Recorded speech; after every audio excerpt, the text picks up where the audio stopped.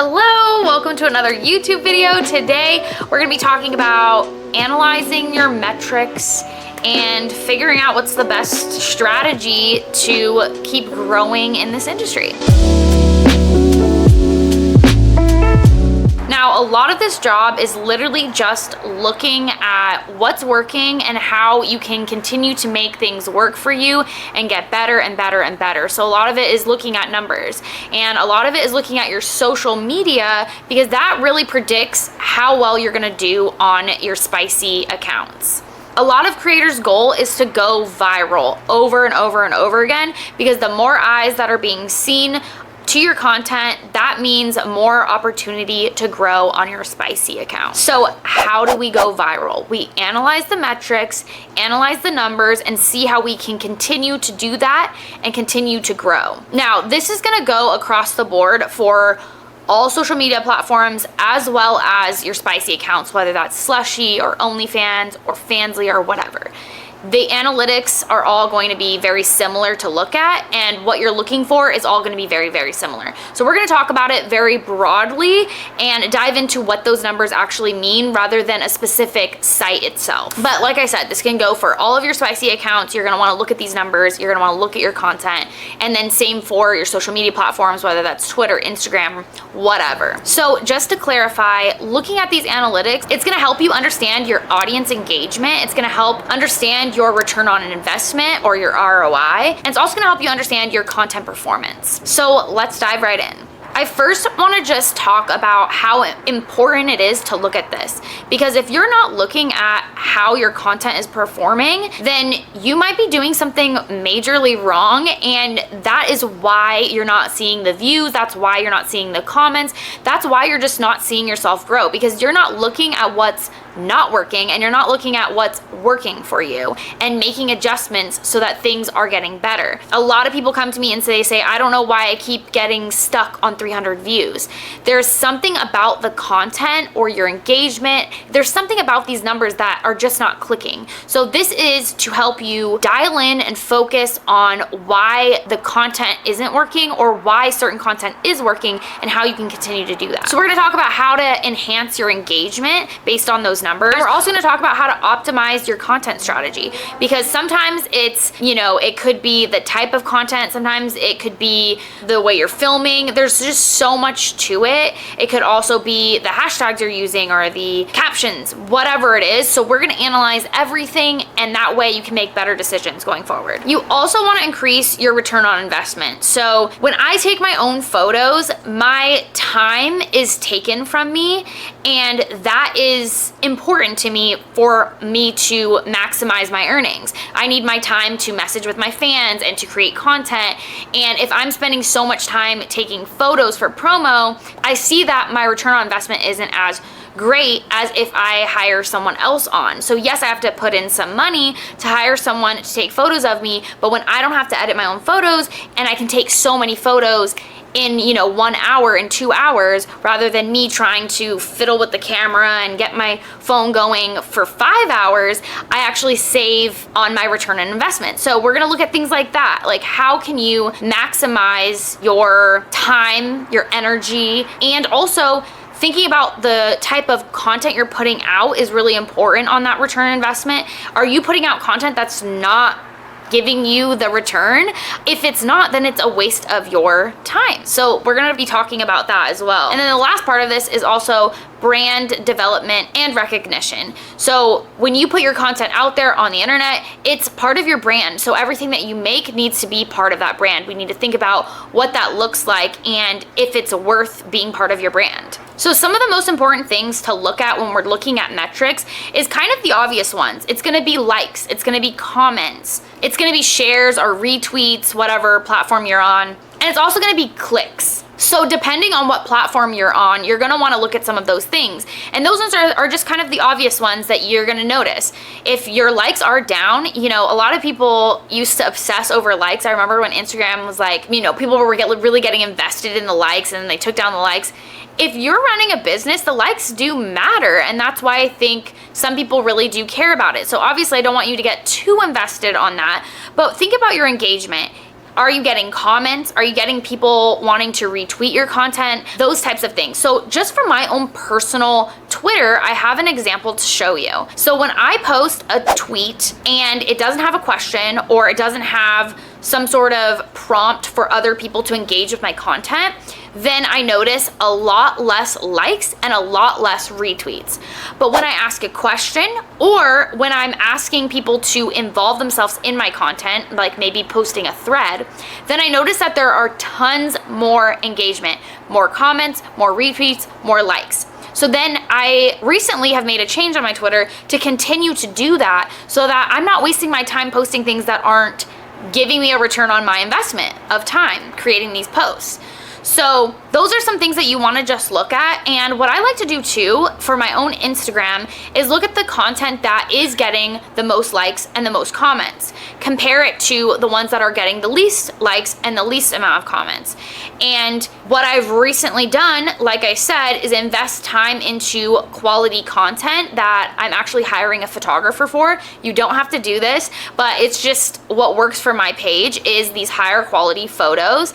And maybe if I don't want to hire a photographer, sometimes I'll just go out with my camera and a friend or Daisy and have them take photos of me so that I do get high quality photos, because I know that I'm gonna see a better return. I'm gonna see more likes and comments on photos that are of a higher quality. So not everyone's page is gonna be the same. Maybe it's not the quality for you. Maybe it's like a certain pose that works really well for you, or certain colors that you wear that you notice, oh, I always get a lot of likes whenever I wear red. Like those are the types of things that you want to look at and start implementing more of in the content that's doing well.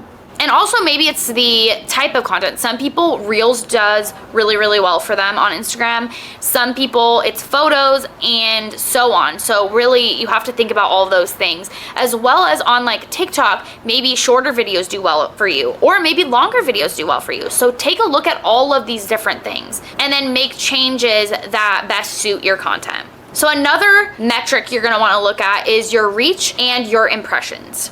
Okay, so the difference between reach and impressions is reach is how many people you're reaching, how many people actually looked at what you posted. And then impressions is gonna be how many people actually were impressed by it, did something, maybe they shared it, maybe they liked it, maybe they engaged with this content or stayed and looked at it a little bit longer.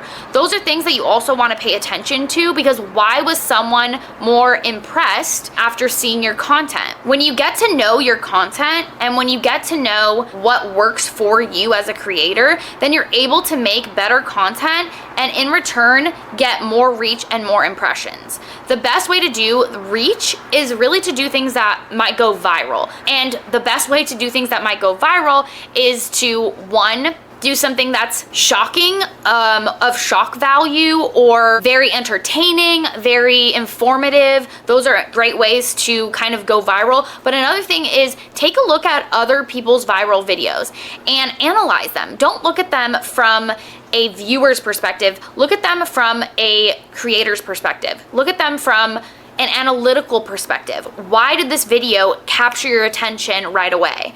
And why did you stay as long as you did watching that video? And why did everyone else? Look at the comments, look at everything about that video. And if you wanna go viral, there's different types of viral videos. So find something that kind of fits your niche or your brand and run with that. And try different things. Some of this is all about just trying different things and then looking at those metrics and saying, okay, which of the things that you tried worked? Now let's talk about conversion metrics. The first one is conversion rate. The next one is gonna be your click-through rate. And then if you are paying for ads or something like that, your cost per conversion.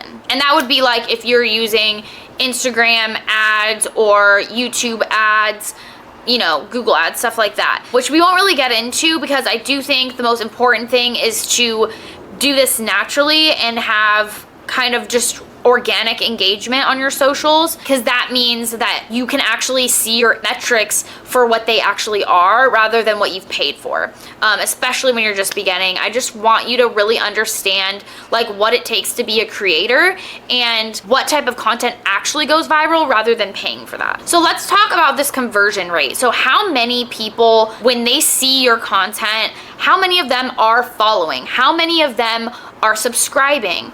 And sometimes you don't get those numbers right away, but there are ways to create links where you can see the numbers. And a great way for you to actually see this, and a very easy way, is actually using beacons.ai as your like link tree or your like click-through links, because they have great metrics and you can actually see a funnel of where people are coming from, how many clicks, and where they're going to. And then you can see from that and go to whatever platform and see how many followers you're actually gaining every month.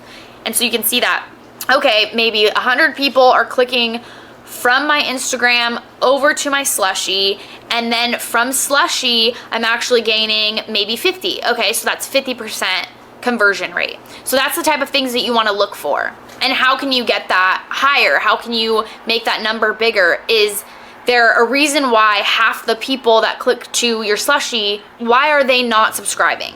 Maybe your subscription is too high. Maybe your content isn't being seen. Whatever it is, you want to look at your page and make adjustments and then see, okay, next month, let's see if I can get that number higher. Oh, it's a little bit lower. Okay, so I need to change everything back and then make a different adjustment. And so you have to really play around with these metrics for them to be beneficial to you. So a lot of your social media pages are gonna have like insights and analytics. Those are the main things that you want to get to know and understand. And if you are a creator on all these platforms, then they actually give you more insights. So I definitely recommend making sure that you're marked as like a business or a creator on your socials so that you can get access to the best and most important information about your account. There are also some other websites that can actually help you understand analytics for your socials. Some of those platforms are like these posting tools like Hootsuite or Buffer or Sprout. And then there's also analytics that can be seen like through Google Analytics. And you can actually see a lot through Google Analytics, and maybe not about your account specifically, but you can see a lot about what people are searching on Google and what people are searching on YouTube. And then that way you can create content surrounding that and get searched a lot more and found a lot more if you know what people are looking for. So let's talk about how to interpret this data. The first thing is identifying the trends. So like I said, going to Google Trends or Google Analytics and finding trending topics is super, super helpful. And also looking through even TikTok and seeing what's going popular and viral on their Discover page.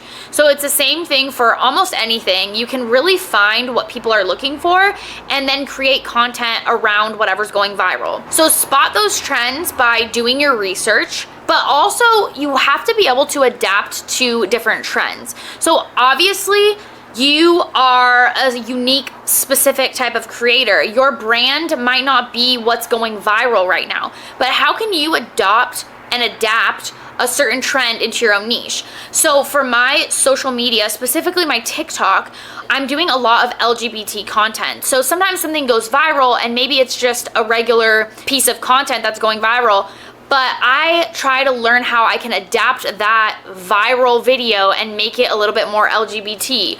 You know, how can I make it funny and relatable to the fans that I have?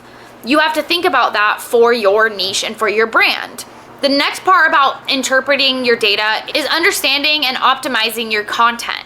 So like we talked about, it's important to see what's working as far as your content and then making changes that are necessary to make it better. Think about the posting times, think about the format in which you filmed, think about the trend and if that was relatable enough, and also try A/B testing for your content. So maybe you make two of the same video and one of them you put the text on screen and one of them you put the text in the caption. So there's two different versions here and you can A/B test them against each other, and maybe one of them you post in the morning, one of them you post at night, and then you do the opposite for the next day and you try and put the text on screen, but you post that one at night, and then the other one you post in the morning. So trying different positions and different styles and different formats is gonna help you better understand your analytics. And then the last part about interpreting your data is your audience insights. So like I talked about a second ago in my TikToks, I tailor my content to my audience's preference of being LGBT. And that's just one example. Obviously, you can tailor it to whatever your brand is. So you really want to understand your audience, and part of that is looking at the data that you have in your analytics. what type of people are looking at your content, what type of hashtags are you using, and who are those hashtags attracting. Also getting to know your fans, creating a community of people and understanding them and commenting back and really getting to know them is going to help you make better content for them, and in return grow your following. You want to get to know where are they from, what are their interests, and what do they want to see from you. Those are the most important parts. You also kind of want to get to know their age as well, because I think that plays a big role in the type of content and also how much money they're going to be spending on your subscription platforms. Okay, so that wraps up today's video. I hope it was helpful and informative, and I hope it helps you understand your audience better and how to create the best content so that you can keep growing your platforms. So before we leave, I did want to mention that I'm hosting a group coaching session. Only 25 people are allowed to join because I really want to give my full attention to each and every one of you. It is going to be on November 5th at 11 a.m. Pacific Standard Time. So it is a Sunday. That way, you know, everyone's at home, everyone's chilling, and you can get some of this knowledge, some of this juice. We are going to be discussing everything from social media to your spicy adult accounts and helping you individually. So, you know, I can look at your profile, I can help make you adjustments and just answer any questions that you've been yearning to answer. I'm really excited to get to know you guys, so that link will be down below if you want to join that group coaching. There's a whole list of details there so that you can really get to know what this group coaching is going to be about, and I hope to see you there. With that all being said, I'll see you in the next video. Bye.